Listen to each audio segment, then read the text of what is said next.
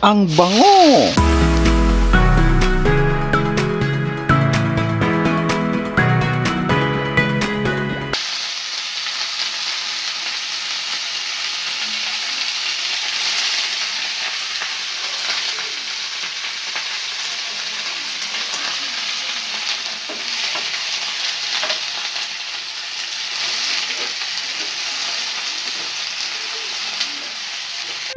Ito na naman tayo mga bisakol, magluluto na naman tayo ng ulam na pangmasa, pangmasarap na ulam, yung simple lang na affordable sa lahat, ng kayang-kaya ng bulsa mga bisakol.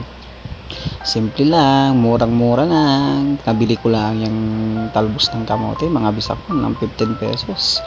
Yan lang ang binili ko at kami lang naman dalawa ni Mrs. ang kakain at wala yung aking mga alipors din. Tapos sardinas, alam na mga ano diyan, bidang-bida na naman kayo sa aking ano.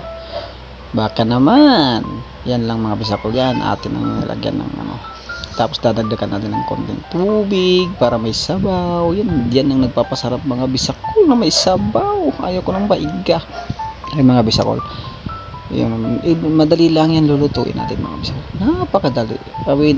Wala pang ilang minuto luto na yan. Baka naman nakadilaw, ginamit na kita. Yan po mga bisakol. Mga ilang ano na lang, few minutes na lang yan, ay ready to eat na yan mga bisakol. Yan, halo-haloin natin para manuot ang lasa ng pagmamahal mga bisakol. Yan lang mga bisakol. Ganyan-ganyan lang tayo, mikos-mikos lang yan. Hanggang sa mamaya ay kainan na. Salamat sa panonood mga bisakol. Don't forget to follow, like, and share mga bisakol. Game-game lang tayo sa buhay. Salamat. Bye-bye.